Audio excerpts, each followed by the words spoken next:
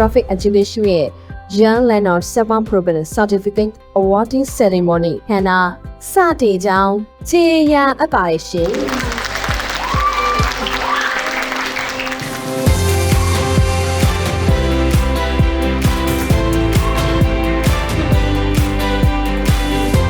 တာဖီချာဆိုရင် listen တဲ့တိုင်းပေါ့နော်ကျောင်းသားပါထောင်ရှိပြီးမှကျွန်တော်တို့ဝေထုတ်ပေးလာတယ်တင်ကြားပေးလာတယ်ပေါ့နော်ဒီနေ့ရှိမြင့်မဲ့ certificate awards တရားဆိုရင်တာမန် certificate awards တခုအလို့မတတ်မှတ်ပေးနေပေါ့နော်ကျွန်တော်တို့ဒီကလေးတွေဆမ်မာ3လလုံးလုံးစူးစမ်းထားတဲ့တို့ရဲ့စူးစမ်းမှုကိုကျွန်တော်အသိမှတ်ပြုထားတဲ့အောင်မြင်မှုလက်မှတ်ကလေးပဲဆိုတာကိုကျွန်တော်အလေးနက်ပြောချင်ပါတယ် ဒါရပတ်မှုမရှိတဲ့နဲ့အားလုံးလေးတွေကို teacher တွေ